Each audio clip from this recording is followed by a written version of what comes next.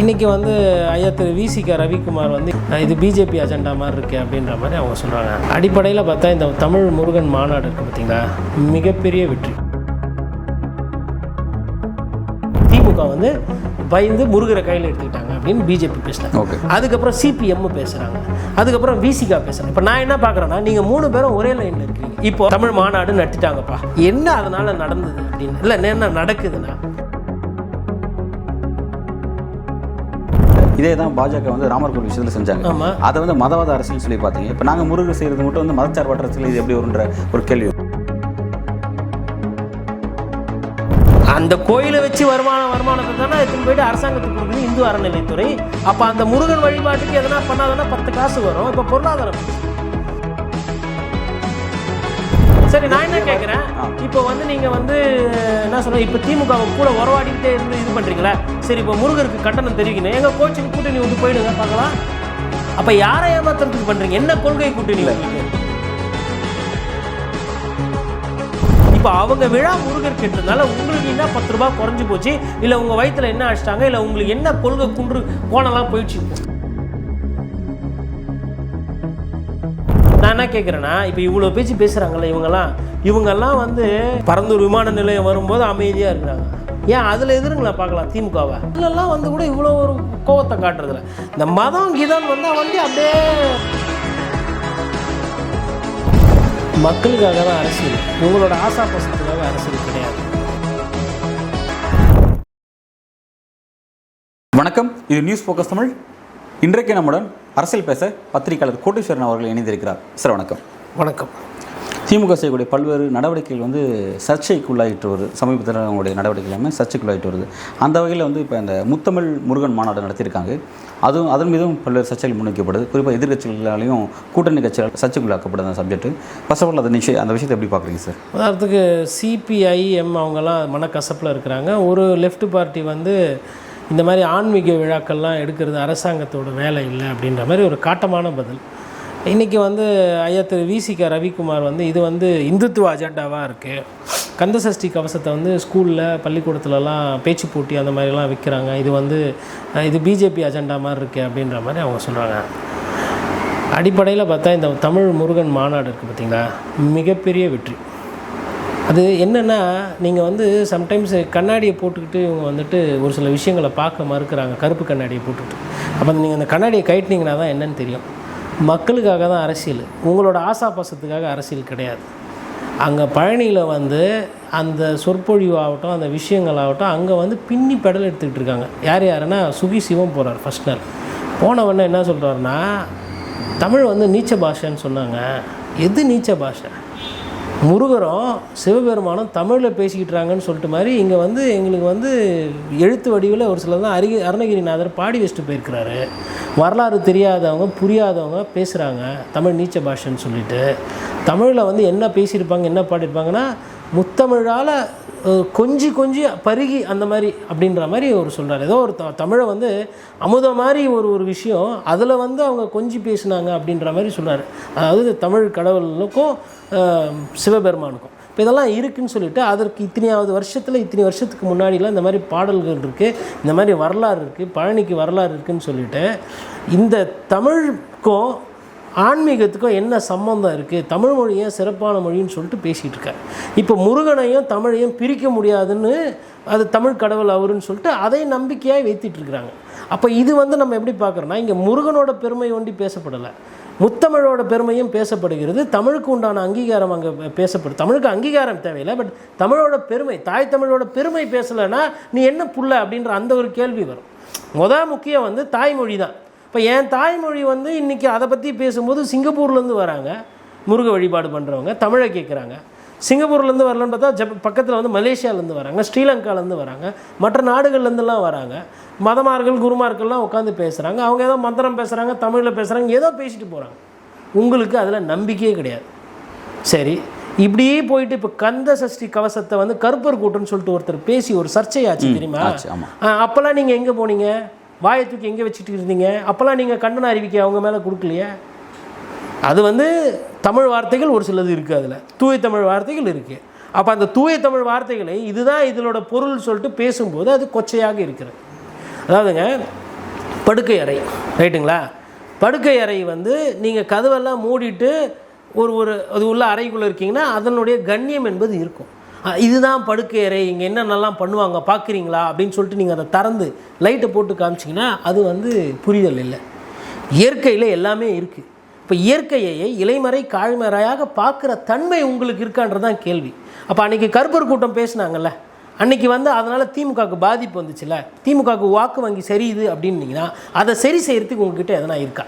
என்றைக்கு அறிஞர் அண்ணா ஒன்றே குலம் ஒருவனே தேவன் சொல்லிட்டாரோ அன்றைக்கே இந்த மதத்துக்குள்ளே போகிறது, சாதிக்குள்ளே போகிறது, கடவுளுக்குள்ளே போகிறதெல்லாம் நம்ம வேலை கிடையாது. ஆனால் இந்து அறநிலைத்துறை, அந்த துறையோட பேர் இந்து அறநிலைத்துறை, விழா எடுக்கிறது தமிழகத்துக்கு முருகன் சம்மந்தமாக எடுக்கிறாங்க, தமிழ் கடவுள்னு எடுக்கிறாங்க. எங்கே எடுக்கிறாங்க? பழனியில் எடுக்கிறாங்க.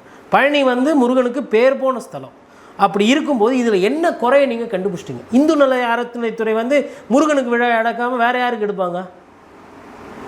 அந்த கோயிலை வச்சு வருமானத்தை தானே எடுத்துன்னு போயிட்டு அரசாங்கத்துக்கு கொடுக்குது இந்து அறநிலைத்துறை.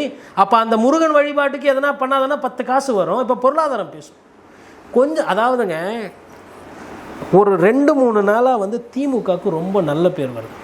எப்படி நல்ல பேர்னா இந்த விஷயத்தில் இதில் வந்து முதல்வர் போகல அப்படின்னு சொல்லிட்டு ஃபஸ்ட்டு பிஜேபி ஒரு விஷயத்தை கிளப்பி விட்டாங்க, ரைட்டா? இது வந்து பிஜேபி பயப்படுது, திமுக வந்து பயந்து முருகரை கையில் எடுத்துக்கிட்டாங்க அப்படின்னு பிஜேபி பேசுகிறாங்க. அதுக்கப்புறம் சிபிஎம் பேசுகிறாங்க, அதுக்கப்புறம் விசிகா பேசுகிறாங்க. இப்போ நான் என்ன பார்க்குறேன்னா, நீங்கள் 3 பேரும் ஒரே லைனில் இருக்கிறீங்க. இப்போ தமிழ் மாநாடு நடத்திட்டாங்கப்பா, என்ன அதனால் நடந்தது அப்படின்னு இல்லை, என்ன நடக்குதுன்னா நிறைய பேர் அங்கே போய் தங்குறதுனால பொருளாதாரம் மேம்படுது. திண்டுக்கலுக்கு பழனிக்கு ஒட்டஞ்சத்திரத்துக்கு 10 பேர் வராங்க போகிறாங்க, பழம் வாங்குறாங்க, காய்கறி வாங்குறாங்க, லாட்ஜில் தங்குறாங்க, சாப்பிட்றாங்க. அங்கே அந்த வாசிக்கிறவங்களுக்கு பணம் வருது, அரசாங்கம் செலவு பண்ணுது, மக்கள் பார்க்குறாங்க, நல்லா இருக்கே கந்தசஷ்டி கவசம் இந்த நேரத்தில் கேட்குறதுக்கு நல்லா இருக்கே ஃபங்க்ஷனு. மங்கையர்கரசின்னு சொல்லிட்டு கிருபானந்த வாரியாரோட ஒரு அவங்களோட சீடை அவங்க பேசுகிறாங்க, ஒரு சில வார்த்தைகள்லாம் சொல்கிறாங்க, நல்லா இருக்கு இந்த தமிழ் நல்லா இருக்குன்னு. 108 நாதம் சொல்லிவிட்டு இந்த நாதஸ்வரம் வாசிக்கிறவங்க பாடுறவங்க அவங்கெல்லாம் தமிழில் வந்து ஒரு பாடுறாங்க, ஒருத்தங்க நாடகம் இயல் இசை எல்லாம் சேர்ந்த மாதிரி நாடகம்லாம் நடக்குது. இது வந்து ஒரு கல்ச்சரல் ஈவெண்ட்டாக கூட பார்க்கலாம், இது ஒரு கலாச்சார குறியீடாக கூட பார்க்கலாம். ஓகே, கல்ச்சரல் ஈவெண்ட், கலாச்சார குறியீடுன்னு சில விஷயத்தை முன் வைக்கிறீங்க. இதே தான் பாஜக வந்து ராமர் கோவில் விஷயத்தில் செஞ்சாங்க. ஆமாம், அதை வந்து மதவாத அரசியல் சொல்லி பார்த்தீங்க. இப்போ நாங்கள் முருகன் செய்கிறது மட்டும் வந்து மதச்சார்பற்ற அரசியல், இது எப்படி வருன்ற ஒரு கேள்வி. ரொம்ப துல்லியமான இடத்துக்கு அழகாக வந்தீங்க. அங்கே வந்து என்ன பிரச்சனைனா, ராமர் பேரை சொல்லலைன்னா உன்னை அடிப்பேன்.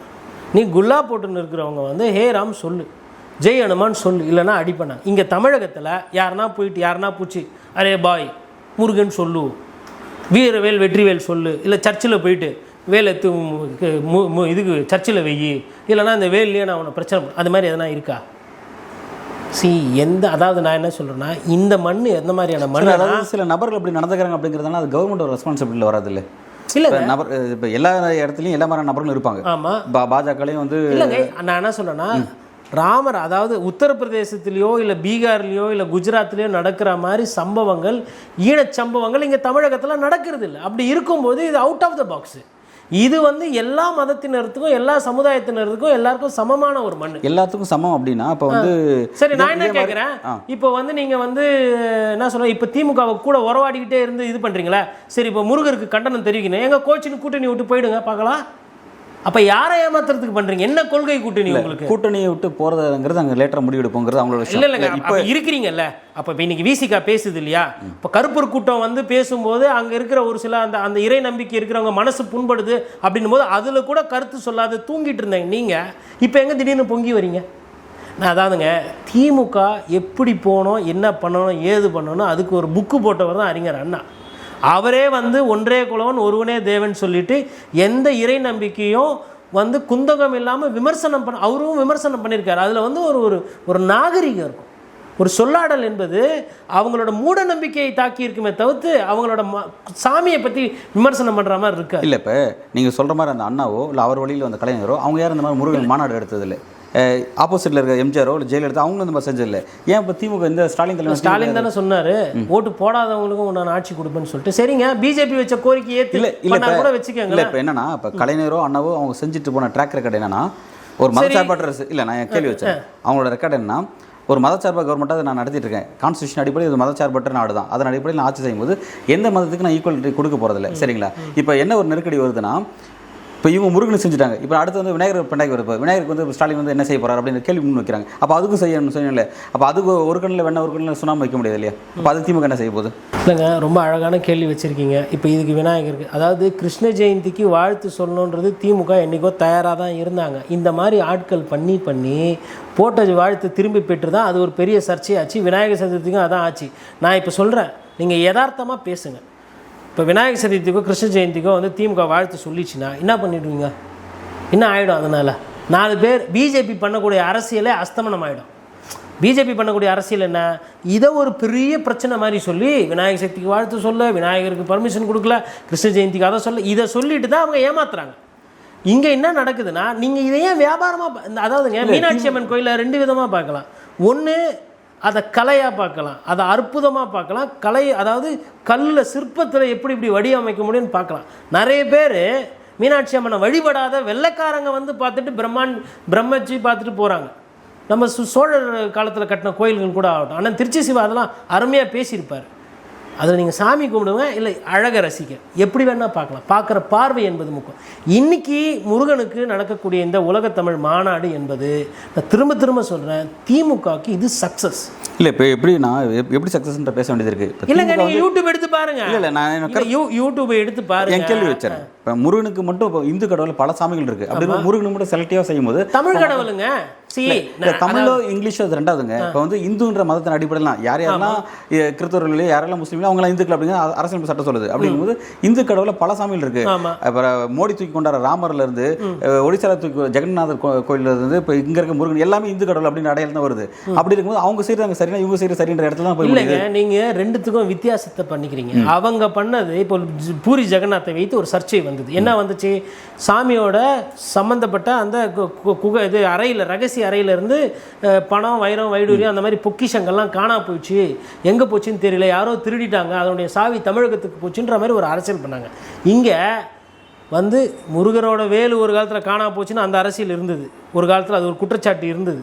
ஆனால் இப்போ நடக்கிறது எப்படின்னா, ஒரு ஃபங்க்ஷன், ஒரு விழா, அதாவது ஒரு ஆடி மாதம் வருதுன்னா 4 பேர் சேர்ந்து கூழை ஊற்றி ஏதோ காசு கொடுப்பாங்க, இது பண்ணுவாங்க. அது வந்து என்னென்னா, சாமியாக பார்த்தா சாமி, இல்லைனா பஞ்சத்தை போக்குற நிகழ்ச்சி. நான் அதை பஞ்சத்தை போக்குற நிகழ்ச்சியாக தான் எங்கள் ஐயா அறிஞர் அண்ணா வழியில் நான் பார்க்குறேன். நான் இந்த முருகருக்கு நடக்கிற ஒரு விஷயம் என்ன பார்க்குறேன்னா, 4 பேர் வராங்க, ஏதோ தமிழில், ஏங்க செல்ஃபோனில் வச்சுக்கிட்டு ஏதோ குத்துப்பாட்டு போட்டு பார்த்துக்கிட்டு இருக்கிறதுக்கு அதுக்கு இந்த சொற்பொழிவு எவ்வளோ தேவையில்ல. இன்றைக்கி இது பிரச்சனை இல்லைங்க. அதாவது முருகப்பெருமான் என்பவர் வந்து, நீங்கள் அவர் தமிழில் பாடியிருக்காரு. திருவாசகமாகட்டும், திருப்பாவை ஆகட்டும், திருவெம்பாய் ஆகட்டும், இந்த மாதிரி நிறைய விஷயங்கள் வந்து சைவ மதத்தில் சம்மந்தப்பட்டது வருது. இது எல்லாமே தமிழில் தான் பட்டிருக்கு. அப்போ அது தமிழ் லிட்ரேச்சர். நீங்கள் அதை லிட்ரேச்சராக, இலக்கியமாக, காவியமாக பார்க்காம நீங்கள் எப்போ பார்த்தாலும் வந்து அதை மதவாதமாக பார்க்குறீங்க. இப்போ நீங்கள் அரசாங்கம் செய்யக்கூடிய எல்லா விஷயத்துக்கும் நீங்கள் காரணம் கற்பிக்க ஆரம்பித்தா அது அப்படியே போயிட்டே இருக்கும். இப்போ நான் என்ன கேட்குறேன், உங்கள் வழிக்கு நான் கேட்குறேன். இப்போ தமிழ் கடவுள் கொண்டாடுறாங்கன்னு நீங்கள் சொல்கிறீங்க. இப்போ இங்கே இருக்கக்கூடிய சிறுதை வழிபாடு, ஐயனார் கோயிலோ இல்லை அம்மன் கோயிலோ, பல்வேறு அம்மன்கள் சிறுதை நடுகள் வழிபாடு இருக்குது. இப்போ அதுவும் தமிழ் கடவுள் தான். இப்போ அதுக்கெல்லாம் விழா எடுக்க மாட்டேங்க தமிழக அரசு. அதாவதுங்க, எந்த விழா எடுத்தால் 10 காசு ரூபா வருமோ அதுக்கு தான் விழா எடுக்கிறாங்க. இவங்க வந்து எதுவும் இனாமா செய்யலை. இல்லை, இப்போ மக்கள் கவலையை தெரிவிப்பாங்களே, இப்போ முருகனுக்கு மட்டும் வழிபடுறாங்க, முருகன் மட்டும் கொண்டாடுறாங்கன்னா கோரிக்கை. இப்போ நாளைக்கு வந்து ஐயனாருக்கு ஒரு பெரிய சிறப்பான விழா நடத்துங்க. மதுரையிலலாம் நாங்கள் நிறைய பேர் ஐயனாரை கும்பிட்றோம். அழகருக்கு முன்னாடி வந்து அருவா வச்சு கும்பிட்றோம். அருவா சாமி வந்து நாங்கள் சாமியாக பார்க்குறோம். நாளைக்கு அங்கேருந்து கோரிக்கை வருதுன்னா அதை அந்த கோரிக்கை ஏற்க வேண்டது சேகர்பாபுவோட பிரச்சனை, அமைச்சர் ஐயா சேகர்பாபுவோட பிரச்சனை. இது உங்கள் பிரச்சனையே கிடையாது. நான் என்ன கேட்குறேன்னா, ஒன்றே ஒன்று தாங்க. இப்போ நாளைக்கு கிருஷ்ணருக்கு பண்ணுவாங்களா, விநாயகருக்கு பண்ணுவாங்களா, அதெல்லாம் அப்புறம். இப்போ தானே முருகருக்கு ஆரம்பிச்சிருக்கிறாங்க. இப்போ அவங்க விழா முருகருக்கு எடுத்ததுனால உங்களுக்கு என்ன 10 ரூபா குறைஞ்சி போச்சு, இல்லை உங்கள் வயிற்றில் என்ன அடிச்சிட்டாங்க, இல்லை உங்களுக்கு என்ன கொள்கை குன்று கோணலாம் போயிடுச்சு. இப்போ இல்லை, இப்போ இன்னொரு விஷயத்தை முன் வைக்கிறாங்க. இது மதச்சார்பற்ற அணியில் இருக்கு. நீங்கள் மதச்சார்பு நான் வரேன். ஹஜ் கமிட்டி ஃபங்க்ஷனுக்கு திமுக விழா எடுக்குதா? பண்றாங்கல்ல, ஹஜ்ஜில் போறவங்களுக்கு போறாங்கல்ல, அது மதச்சார்பின்மை. அதே மாதிரி வேளாங்கண்ணிக்கு போறதுக்கும் இன்னைக்கு காசு தரோம், நீங்க ஜெருசலம் போனா காசு தரோன்றாங்களா, அதே மாதிரி முருகருக்கு எடுத்திருக்காங்க. 3 மதத்துக்கும் சமமா சேர்ந்து பண்றது தாங்க மதச்சார்பின்மை. அதுதான் எல்லா மதத்தையும் ஒன்னா பாக்குறது. இந்த அரசுக்கு ஓட்டு போட்டவன் அதாவது மைனாரிட்டிஸ் கொண்டு விழா எடுக்கலாம், ஆனா பெரும்பான்மையா இருக்கிற இந்துக்களுக்கு விழா எடுக்கலாம். அது எப்படி அங்க மதச்சார்பின்மை ஆகுது? இல்ல, இப்ப என்னன்னா, இப்ப இந்த அரசுக்கு ஓட்டு போட்டோம் நாத்திகனா இருப்பான்ல, இப்ப அவனோட தேவையை பூர்த்தி செய்ய வேண்டியது இருக்குல்ல. இப்ப இது போன்ற ஐயோ, அதை தான் நம்ம தான் பண்ணிட்டு இருக்கோமே. அதுல என்ன குறை வச்சோம்? பெரியார் திடல்ல என்னெல்லாம் நிகழ்ச்சி நடக்குது? அதாவது பெரியார் மட்டும் நாத்திகத்தோட அடையாளம் இல்லைங்க. நீங்க அதாவது இப்பதான் ஃபர்ஸ்ட் டைம் தபா இவங்க பாஷையில சொல்லணும்னா, முருகருக்கு இந்த மாதிரி ஒரு நிகழ்ச்சி நடக்குது. தாலியை கழட்டும் நிகழ்ச்சி நடக்குதா இல்லையா? அதுக்கப்புறம் அது அரசாங்கம் நடத்துறது இல்லையா? அது அரசாங்கம் நடத்துறது இல்லை, ஆனால் அமைச்சர்களே போய் கலந்துக்கிட்டு அதை பாராட்டி பேசுகிற தன்மையெல்லாம் இருக்குது. நான் என்ன சொல்கிறேன்னா இங்கே இது வந்து இவ்வளவு பெரிய பிரச்சனையே கிடையாது. முருக பக்தர்கள் வந்து திமுகவுக்கு ஓட்டு போட்டிருப்பாங்க, ரைட்டா? அவங்களுக்கு திருப்பி செய்கிற கைமாறா கூட வச்சுக்கோங்க, என்ன கெட்டு போச்சு? இந்துக்கள் ஓட்டு போட்டாங்களா இல்லையா? நீங்கள் இந்துக்கள், இஸ்லாமியர்கள், கிறிஸ்துவர்கள் போகிறீங்க. அப்போ பிஜேபியோட லைனில் என்ன எடுக்கிறேன்? தமிழ் இசையும் முருகர் மாநாடை வந்து நடத்துனது அவங்க ஏன் சொன்னாங்கன்னா, அவங்களுக்கு என்ன கால் பண்ணுச்சுன்னா, அடடே இந்த மாதிரி ஒரு பிஜேபி ஃபங்க்ஷனை நம்ம தானே நடத்தியிருக்கணும், இந்த மாதிரி ஒரு முருகர் ஃபங்க்ஷன் தான் பிஜேபிக்கு நல்லா இருந்திருக்குமே, நம்ம தானே வேலெல்லாம் வச்சுக்கிட்டு போனோம், முருகன் போனாரே நம்ம அமைச்சர் முன்னாள் இன்றைக்கி இருக்கக்கூடிய அமைச்சர், நம்ம பண்ணியிருக்க வேண்டியது அவங்க பண்ணிட்டாங்களேன்னு அந்த காழ்ப்புணர்ச்சியில் அந்த கம்ப்ளைண்ட் இல்லை. இப்போ அவங்க இது என்ன வருதுன்னா, அவங்க இன்னும் சார்ஜஸ் வைக்கிறாங்க. என்ன சொல்கிறாங்கன்னா, அப்படின்னா வந்து நீங்கள் வந்து சனாதன ஒழிப்பு அப்படின்னு சொல்லி ஒரு மேடையில் பேசுகிறீங்க, இன்னொரு மேடையில் போய்ட்டு இப்படி ஒரு நிகழ்ச்சி செய்கிறீங்க, இதுக்கு ரெட்டவசம் போடுறீங்க அப்படின்னு கேள்வி இல்லை. அது கரெக்டான கேள்வி தான். சனாதனத்தெல்லாம் ஒழிக்கிறது அது வந்து மூட்டை பூச்சி மாதிரி அமுக்குவேன்றதை நீ கோர்ட்டாக சொல்லிட்டு இருக்காங்க. நான் என்ன சொல்கிறேன்னா, பிரச்சனை வந்து சனாதனமோ இல்லை வந்து இந்த உங்களுக்கு இந்த திராவிட கொள்கைகளோ கிடையாது. அதற்கு பின்னாடி ஒளிஞ்சிக்கிண்டு வேலை பார்க்குறாங்க, மட்டமான மலிவான அரசியல் பண்ணுறாங்க பாருங்க. ஊழல் உங்களுக்கு பெரிய பிரச்சனை கிடையாது, வேலை வாய்ப்பு பெரிய பிரச்சனை கிடையாது, மக்கள் வரிச்சுமை உங்களுக்கு பிரச்சனை கிடையாது, கரண்ட் பில்லு பிரச்சனை கிடையாது, பால் விலை ஏற்றினது பிரச்சனை கிடையாது. அதுக்கெல்லாம் வந்து கொக்கரிக்காமல் கம்முன்னு அமைதியாக இருந்துட்டு லைட்டாக தானே நீங்கள் போராட்டம் பண்ணீங்க கூட இருக்க கூட்டணி கட்சிகள். இன்றைக்கி முருகனுக்கு ஒரு ஃபங்க்ஷன் பண்ணோன்னா பப்பான்றீங்க. இல்லை ஓகே, இப்போ கூட்டணி கட்சியோட விமர்சனங்க செகண்டரி வச்சுப்போமே. இப்போ ஃபர்ஸ்ட் இதில் திமுகவிலே தெளிவான நிலைப்பாடு இருக்கின்ற ஒரு கேள்வி இருக்கு. ஏன்னா ஒரு விஷயம் இல்ல, அதாவது திமுகல இப்போ நான் என்ன கேட்குறேன்னா, துர்கா ஸ்டாலின் அவர்கள் இருக்கிறாங்க, அவங்க இறை நம்பிக்கை இருக்கிறாங்க, ரைட்டா? அவங்கள நாளைக்கு நீங்கள் பார்த்துறீங்க எதிரில், ஐயோ இவங்களுக்கு இறை நம்பிக்கை இருக்குன்னு சொல்லிட்டு திரும்பி போயிடுவீங்களா? ஏங்க இறை நம்பிக்கை இருக்குதோ, மனிதர்கள் பிரச்சனை இல்லை சார். இப்போ ஒரு அரசுங்கிறது எல்லா மக்களோட ரெப்ரசன்டேட்டிவ் தான். ஒரு அரசு இப்படி செய்யறது விமர்சனம் உள்ளது, நல்லா புரிஞ்சுங்க. துர்கா ஸ்டாலின் ஒரு தனி அரசு பண்ணது பொதுமக்கள் பார்வையில் விமர்சனம் ஆகலை, நான் அங்கே தான் வேறுபடுறேன்.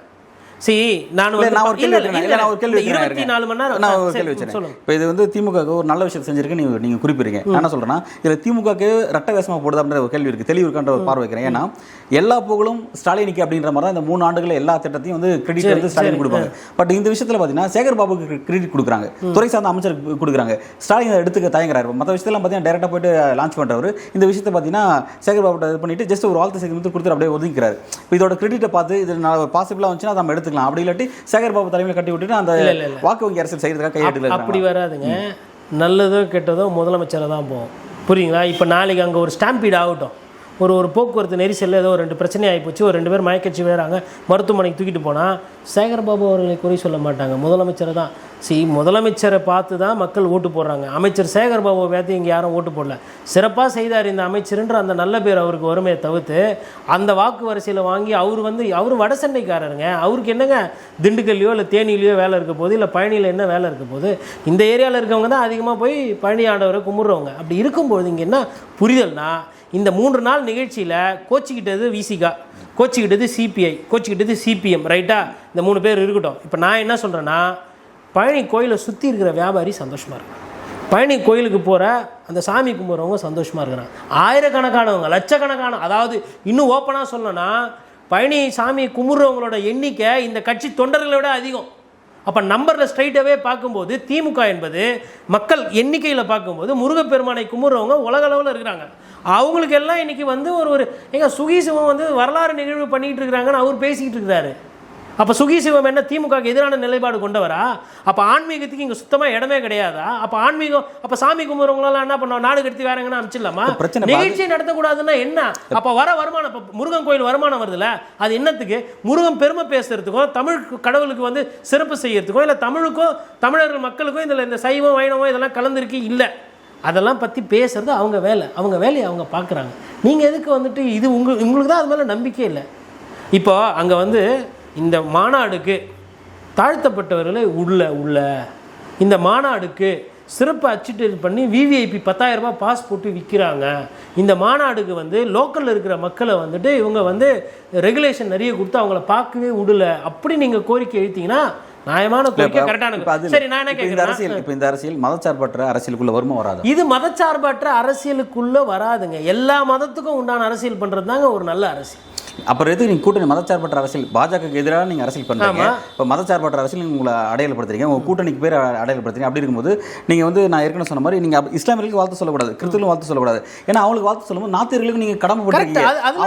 அவனோட பிரச்சனை நானே பேசியிருக்கேன்.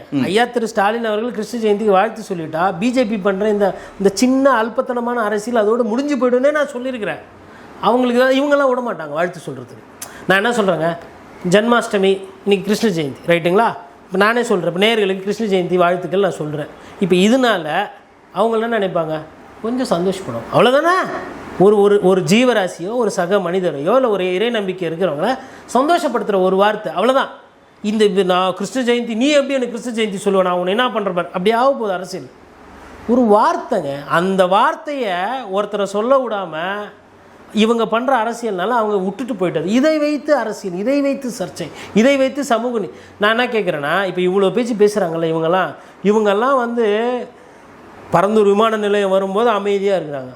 ஏன் அதில் எதிருங்களா பார்க்கலாம் திமுகவை, இல்லை வேறு சில பிரச்சனைலாம் வருதுல்ல அந்த மாதிரி அதுலலாம் வந்து கூட இவ்வளோ ஒரு கோவத்தை காட்டுறதில்ல. இந்த மதம் கீதான் வந்தால் வண்டி அப்படியே அதாவதுங்க அடிப்படையில் எல்லா மக்கள் புரியுதுங்களா.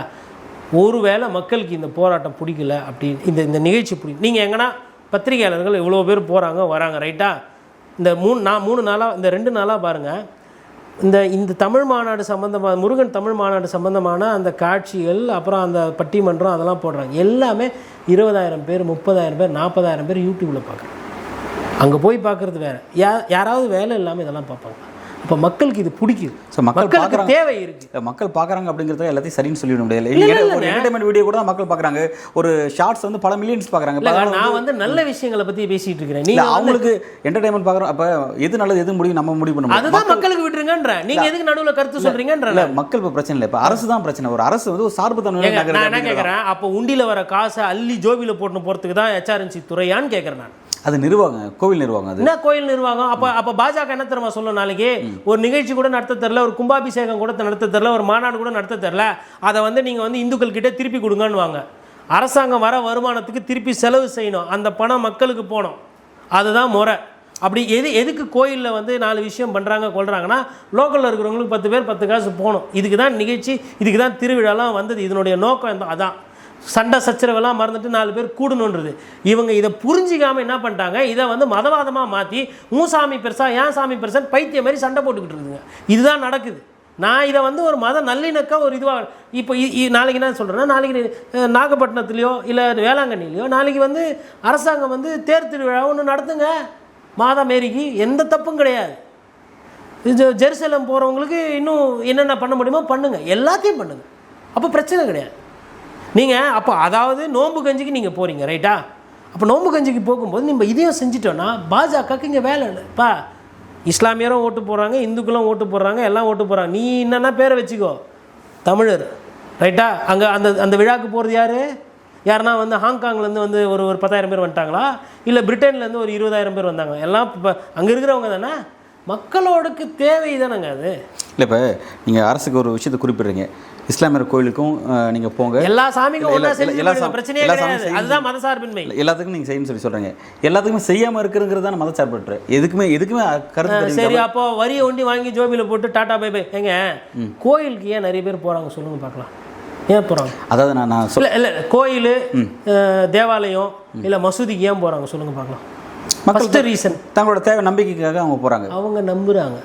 இங்கே போய் அந்த சாமி கல்லா இல்லை அந்த சாமி இருக்கா இல்லையா, இல்லை இயேசுநாதர் சிலை எதனா செஞ்சுதா, இயேசுக்கு பவர் இருக்கா, பெருமாளுக்கு வந்து அந்த சக்தி இருக்குதா, அதுக்குள்ளெல்லாம் நான் போகல. இவங்க நம்புகிறாங்க.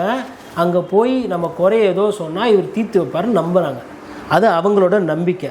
அவங்க போகும்போது அந்த கோயிலுக்கோ அந்த தேவாலயத்துக்கோ ஒரு நிகழ்ச்சி நடத்துகிறதோ இல்லை அந்த சொற்பொழிவு பேசுகிற சம்மந்தப்பட்ட 4 பேரை கூப்பிட்டு பேசுங்கன்னு சொல்கிறதோ, இது என்ன வந்து இதனால் என்ன குடிமூழ்கி போயிடுச்சு, இதனால் என்ன பெரிய கொள்கை வந்து அப்படியே உடஞ்சி அப்படியே ஓடுது. இப்போ இதை தானே எதிரில் பாஜகவும் செஞ்சுட்ருக்காங்க. பாஜக இதை வந்து ஒரு அர்த்தமற்ற முறையில் அருவருப்பாக இல்லை. இப்போ தமிழ்நாட்டில் முருகனை தூக்கி பிடிக்கக்கூடிய அரசியல கடந்த காலத்தில் பாஜக முருகன் அவர் இருக்கும்போது அவர் இந்த விஷயத்தை கையில் எடுத்தார். அப்போ இருந்தால் வந்து திமுக கையில் அப்பவே துரைமுருகன் சொன்னாரு அன்னைக்கு, உங்களுக்கு ஒண்டி தான் வந்து வேலை எடுக்க தெரியும் நினைக்காதீங்க, நாங்களும் வேலை எடுப்போம். இது அவங்களோட பாலிடிக்ஸ் ஈல்ட் ஆகுறது தானே. இப்போ கடந்த காலத்தில் கலைஞரோ இல்லை எம்ஜிஆரோ ஜெயலலிதா யாருமே ஓடாத தேரை யாருங்க ஓட வச்சது? இன்னும் அதே புராணம். இல்ல புராணம் இல்ல, இது வரலாறு, இது நடந்தது. எதுக்கு அப்போ அவர் எங்கள் இறை நம்பிக்கை வந்து ஐயா கலைஞர் அவர்களுக்கு இல்லை, ரைட்டா, அதை அவரே பதிவு பண்ணியிருக்காரு. ஆனால் அந்த தேர் ஓடனா 4 தெருவில் அங்கே இருக்கிற திருவாரூர் மக்கள் பார்த்து சந்தோஷப்படுவாங்க, தஞ்சாவூரில் சாமி கும்பிட்றவங்க இதை நேசிப்பாங்கன்ற அந்த புரிதல் இருந்ததுல. இப்போ கிருபானந்த வாரியரோட இவங்கெல்லாம் நிறைய நட்பு பாராட்டி பழகினாங்க திராவிட கட்சி தலைவர்கள். ஏன்னா அவங்க கூட போயிட்டு அந்த சிலபஸ்லாம் கொடுங்கன்னு உட்காந்து அதெல்லாம் மனப்பாடம் பண்ணியாக பேசுகிறாங்க. ஜெகத் ரட்சகன் அவ்வளோ நல்லா பேசுவார் இந்த ஆன்மீக தமிழ். அதுக்குண்டு அவர் என்ன கட்சி விட்டு தள்ளி வச்சிட்டிங்களா? சேகர்பாபு ஒவ்வொரு வாட்டியும் வந்துட்டு சபரிமலைக்கு போகிறாரு. தனிநபர்கள் பின்பற்றப்படுற விஷயம் வேறு. ஏங்க மொத்தமாகவே அப்படி தான் இருக்கிறாங்க. 80-85% ஏதோ ஒரு சாமியை கும்பிட்றாங்க. இதில் சாமியை கும்பிடாத நீங்கள் கம்மி. ஆனால் நீங்கள் சொல்கிறீங்க இதுதான் கரெக்டுன்னு. அங்கே தான் பிரச்சனை. நான் வந்து நான் எந்த சாமிக்கும் இங்கே வக்காலத்து வாங்கலை. நான் என்ன சொல்கிறேன்னா, இதனால 10 ரூபாய் மக்களுக்கு வருமானம் வருது, இதனால் அங்கே கோயிலுக்கு போகிறவங்களுக்கு ஒரு சந்தோஷம் கொடுக்கணும், அந்த நிகழ்ச்சி அரசு எடுத்து நடத்துகிற எந்த தப்பும் கிடையாது. இது எந்த சாமியாக இருக்கட்டும். நீங்கள் சொன்னீங்கல்ல, நாளைக்கு கிருஷ்ணருக்கு முடியுமா, 10 ரூபா அரசாங்கத்துக்கு வருது, 10 பேருக்கு நல்ல வேலை வாய்ப்பு கிடைக்குது, நல்ல விஷயம் நடக்குதா பண்ணுங்கள். நாளைக்கு நபிக்கு ஒரு நிகழ்ச்சி நடத்தணுமா, நபியோட பெருமை பேசணுமா? ஏன்னா இஸ்லாத்துலேயும் சரி குரான்லேயும் சரி தப்பாக எதுவும் சொல்லலைங்க, நல்ல விஷயம் நிறைய சொல்லியிருக்கேன். அந்த நல்ல விஷயத்தை வைத்து ஓதுறவங்களை கூப்பிட்டு 4 உலமாக்களை கூப்பிட்டு நீங்கள் அதுக்கு ஒரு நிகழ்ச்சி சொல்லி கண்ணியமான காகிதம் இல்லத்து அவர் நமக்கு சொல்லி கொடுத்த விஷயத்துலேருந்து ஆரம்பித்து உலமாக்கள் என்ன சொன்னாங்க, நபிகள் என்ன சொல்லியிருக்காங்க, அந்த விஷயத்தெல்லாம் நீங்கள் சொல்லி அடுத்த தலைமுறையை ஆன்மீக வழிபடுத்துறதுன்னு தப்பு கிடையாது. இங்கே ஆன்மீகன்ற பேரில் அட்டகாசம் பண்ணுறதும் அரசியலில் தப்பு பண்ணுறது தான் நம்ம இங்கே பேசுகிறோம். நமக்கு வந்து அந்த புரிதல்லாம் எங்கள் ஐயா அறிஞர் அண்ணா நல்லாவே தெளிவாக சொல்லிட்டு போயிட்டார். எதை எதிர்க்கணும்னா ஆன்மீக பேரை சொல்லி பண்ணுறாங்க. கோயில்கள் கூடாதுன்னு இல்லை, கோயில்கள் கைவர்களோட கூடாரமாக மாறிவிடக்கூடாதுன்னு தான் பராசக்தி டைலாக்கே இருக்குது. அப்போ அந்த கலைஞர்களுக்கு இருந்த புரிதலோ இல்லை அறிஞர் அண்ணாவுக்கு இருந்த புரிதல் ஏன் உங்களுக்கு இல்லைன்றதான் என்னோட கேள்வி. இதுக்கு உடனே விசிகா சொல்லிட்டாங்க, சிபிஎம் சொல்லிட்டாங்க. இது உங்களுக்கு நான் சொல்கிறேன், தேனிலையோ திண்டுக்கல்லையோ பழனிலையோ உங்களுக்கு ஒரு நல்ல பேரை ஏற்படுத்தி கொடுக்குற ஒரு மாநாடு. சரி, ஒட்டுமொத்த தமிழ்நாட்டுக்குமே தமிழ்நாட்டு மக்களுக்குமே திமுக ஒரு நல்ல பேர் கொடுக்குறதுக்கு இப்போ கணேசன் பிறந்தநாள் வரப்போகுது, முருகனோட கணேசன், அதுக்கு வந்து திமுக அந்த கிரெடிட் எடுத்துப்பாங்க, அப்படி தானே? இல்லை, அதுக்கான விஷயத்தை விழா செஞ்சு அதுக்கு ஏற்ற இன்ஃப்ராஸ்ட்ரக்சர் இங்கே இல்லை. ஏன்னா இப்போ நீங்கள் குறிப்பிட்ட கோவிலுங்கிறது ஒரு குறிப்பிட்ட திண்டுக்கல் தேனின்னு சொல்லி மாவட்டம் சார்ந்த விஷயம். அதாவது அந்த இடத்துல திருவிழாங்கிறது எல்லாரும் அந்த இடத்துல திருவிழா. இப்போ திருத்தணி கோயில் போய் கும்பிட்றவங்க இருப்பாங்க, அவங்க கூட அதை பார்ப்பாங்க. சரி, கடவுள் நம்பிக்கை சம்பந்தமான விஷயம். இப்போ விநாயகரை வந்து சார் என்னோட கொஸ்டின்னா, இது ஒரு கொஸ்டின் எனக்கு ரொம்ப நல்லா புரியுது. இது நீங்கள் வைக்கிற கொஸ்டின் இல்லை, நிறைய பேர் இப்படி தான் பண்ணிக்கிட்டு இருக்கிறாங்க. இது எங்கே போய் விடும்னா, இந்துக்களே திமுகவுக்கு ஓட்டு போடாதீங்கன்னு கட்சியில் அங்கே போய் நிற்கும். திமுக என்பது மதத்துக்கோ இல்லை இறை சாமிக்கோ எதிரான கட்சி அல்ல, மூட நம்பிக்கைக்கு தான் எதிரான கட்சி. இதை தான் வந்து எவ்வளோ வருஷத்துக்கு முன்னாடி நடிகவேல் எம்ஆர் ராதா நிறைய விஷயத்தில் சொல்லியிருப்பார். திருவண்ணாமலை கோயிலை பற்றி விமர்சனம் பண்ணியிருப்பார். எப்படின்னா, கோயிலுக்குள்ளே இருக்க சாமியை பற்றி இல்லை, திருவண்ணாமலை தீபத்துக்கு முக்கியத்துவம் கொடுக்குறியா, வீட்டில் நெருப்பு வந்தால் ஐயோ அம்மா ஏண்டாப்பா கத்துற, அப்படி தான் சொன்னார். நெருப்பை வந்து அது வந்து ஒரு தீங்கு ஆகிடக்கூடாது, அதில் பாதிப்பு வந்துடக்கூடாது, புரிஞ்சிக்க, எது நம்பிக்கை எது மூட நம்பிக்கைன்னு புரிஞ்சுக்கன்னு தான் இங்கே பார்க்கணும். நீங்கள் நாங்கள் பிரித்து பார்க்க மாட்டோம். இன்னொன்று நீங்கள் கேட்டீங்க, சரி விநாயகர் பெருமாள், இங்கே விநாயகர் சக்திக்கு கொண்டாடுறதுன்றது இங்கே வந்து பெரிய பழக்க வழக்கம் இல்லை. இங்கே வந்து பேரணி ஒரு சில இடத்துல போவோம். உதாரணத்துக்கு கோயம்புத்தூரில் போவாங்க, இங்கே நம்ம புளியந்தோப்புலேருந்து எடுத்து இந்த பக்கம் போய் அப்படியே காசிமேடுக்கு எடுத்துகிட்டு போவாங்க. ஒரு சிலர் மெரினா பீச்சுக்கு சாந்தம் வழியாக எடுத்துகிட்டு போவாங்க. அப்படி போகும்போது திருவல்லிக்கேணில் இஸ்லாமிய சொந்தங்கள் வந்துட்டு அவங்க வந்துட்டு சாமி கும்பிட்றது இல்லை, அவங்க இனிப்பு கொடுக்குறது. அதே மாதிரி அந்த தேரை எடுக்கும்போது புளியாந்தோப்பில் இஸ்லாமியர்கள் வந்து அந்த வடவத்தை பிடிச்சி வலிச்சு இதெல்லாம் உங்களுக்கு நல்லதாக தெரியலையா? இதெல்லாம் வந்து மத நல்லிணக்கமாக பார்க்கலையா? நம்ம இப்போது மகாராஷ்டிரா பாம்பேயில் எடுத்திங்கன்னா அங்கே வந்து அது ஒரு கிராண்டாக நடக்கக்கூடிய ஒரு ஃபங்க்ஷனு, அங்கே அந்த இன்ஃப்ராஸ்ட்ரக்சர் இருக்குது. முருகருக்கு இங்கே தமிழ் கடவுள்ன்ற அந்த முறையில் இங்கே அந்த கோயில் இருக்குது, ஆடிட்டோரியம் இருக்குது, அருணகிரிநாதர் ஆடிட்டோரியம்னு இருக்குது, அங்கே ஒரு 1000 பேரை உட்கார வைக்கலாம். பக்கத்தில் இன்னொரு ஒரு ஹால் இருக்குது, அது மாதிரி அந்த ஃபெசிலிட்டி அதனால் நடத்துகிறாங்க. நாளைக்கு மேபி மற்ற கடவுளுக்கு வேணும்னு எதனா கோரிக்கை வந்தால் அது ஐயா சேகர் பாபாவோட பிரச்சனை. நமக்கு அதில் போய்ட்டு இது வந்து பயங்கரமாக இதை வந்து இது திமுக கொள்கைக்கு மாறி போய்ங்க மிகப்பெரிய பிரச்சனை. நான் கேட்குறேன், சரி திமுகவில் யாருன்னா ஒரு அமைச்சர் நாளைக்கு ஊழல் கேஸில் மாட்டிக்கிறாரு, ஐயோ ஊழலுக்கு எதிரான கட்சிக்கு நாங்கள் கம்யூனிஸ்ட்டு, ஊழலுக்கு எதிரான கட்சி நாங்கள் விசிகான்னு சொல்லிட்டு கூட்டணி விட்டு போயிடுவீங்களா? அதெல்லாம் பற்றி பேசுறது இல்லை. செந்தில் பாலாஜி இப்போ கைது அதை பற்றி பேசுங்களா? செந்தில் பாலாஜி நான் பேசுவேன், நான் பேசியிருக்கிறேன், பேசிக்கிட்டு இருப்பேன், நான் பேசுவேன், நீங்கள் பேசுவீங்களா? சும்மா இது அதாவது கடவுள் பேரை சொல்லிட்டு அதை வைத்து ஒரு 3 நாள் அரசியல் பண்ணுறது. அது ஒரு நிகழ்ச்சி, 3 நாள் கழிச்சு அந்த நிகழ்ச்சி முடிஞ்சு போயிடும். அவங்க போய் வாசித்ததுக்கும் பாடினதுக்கும் பாவம் காசை வாங்கிட்டு பேட்டா வாங்கிட்டு, அப்பா முருகா உன்னால் ஒரு மாதம் வந்தது காசு, மயிலாட்டம் போடினேன், ஒயிலாட்டம் ஆடினேன், காப்பு கட்டினவன், அங்கே இருந்து மிட்டாய் விற்றவங்க, அங்கே சாப்பாடு கடை வச்சவங்க, ஆட்டோ ஓட்டுறவங்களுக்கு 10 காசு வந்தது ஒரு திருவிழாவில், ஊர் சந்தோஷமாக இருக்கும், அவ்வளோதானே? அதுதான் உங்களுக்கு பிரச்சனையா? நான் மக்களுக்கு என்ன கிடைக்குதுன்னு நான் அங்கே பார்க்குறேன். அதில் மத அரசியல் இருக்குதா? அதில் வந்து முருகருக்கு செஞ்சாங்க விநாயகர் செய்யலாம் நான் பார்க்கல. பலன் என்னன்றதான் என்னோடய பார்வை. அப்படி பார்க்கும்போது மக்கள் அங்கே சந்தோஷமாக இருக்கிற மாதிரி பத்திரிகையாளரும் சொல்கிறாங்க, அங்கே இருக்கிற மக்களும் சொல்கிறாங்க. அரசியல் கட்சிகள் விமர்சனம் செய்ய தான் செய்யும். அது வந்து அரசாங்கத்தோட வேலையா வேலை இல்லையான்லாம் அது கிடையாது. அப்போ இந்து அறநிலைத்துறை அதிகாரிகள் எதுக்கு, இல்லை இந்து அறநிலைத்துறை கமிஷனர் எதுக்கு, கல்ச்சுரல் செக்ரட்டரி எதுக்கு? சரி ரைட் சார். இப்போ கூட்டணி கட்சிகள் அதை மட்டும் குறிப்பாக முன்வைக்கல. இப்போ வந்து விலைவாசி உயர்வு, மின்கட்டண உயர்வு எதிர்த்து சிபிஎம் வந்து தொடர்ச்சி போராட்டங்கள் அறிவிக்கிறாங்க. அதே போல் வந்து முத்தரசன் வந்து சொல்கிறாரு, கச்சத்தை மீட்பதற்காக நீங்கள் ஸ்டாலின் வந்து நடவடிக்கை எடுக்க போகிறீங்களா, நீங்கள் ஒன்றிய அரசோட சேர்ந்து நடவடிக்கை எடுக்க போகிறீங்கன்ற அந்த விஷயத்தையும் ரைஸ் பண்ணுறாங்க. இதெல்லாம் நியாயமான கேள்வி. இது மக்கள் சார்ந்த பிரச்சனை. அதாவது 100 ரூபா நாணயம் வைக்கிறதுக்கு ராஜ்நாத் சிங்கை போய் பார்க்குறோம், ரைட்டுங்களா? கலைஞர் அவர்களுக்கு நாணயம் வைக்கணும், ஒரு சிறப்பு மிக்க இது பிரச்சனை, கட்சி பிரச்சனை இருக்குது. இதற்கும் அமித்ஷாவையோ இல்லை மோடி அவர்களையோ பார்த்து, ஏங்க இது ஒரு கோரிக்கை ரொம்ப நாளாக இருக்குது, இன்றைக்கி வந்து நம்ம எவ்வளோ கடன் கொடுத்துருக்கோம், ஸ்ரீலங்கா பொருளாதாரம் மாசமாக போய் ஒன்றுமே இல்லாதப்போ நம்ம உதவி பண்ணியிருக்கோம், அந்த நன்றி கடனுக்காச்சும் கேளுங்க. இல்லை அவங்க காசு கீசு எதனா ரூபாவோன்னா எதனா கேட்டாங்கன்னா கூட நம்ம கொடுத்து கான்ட்ராக்ட் அக்ரிமெண்ட் மாதிரி எதனா சைன் பண்ண முடியுமா? ஏன்னா நிறைய விஷயம் என்ன 99 வருஷத்துக்கு லீஸு அந்த மாதிரிலாம் இருப்பான். இல்லை அந்த தீவை வந்து லீஸுக்கு கொடுப்பாங்கன்னா கேளுங்க, நான் வேணால் நானே தமிழகத்துலேருந்து ஏதோ ஒரு பணம் தரேன் அப்படின்ற மாதிரி பேசலாம்.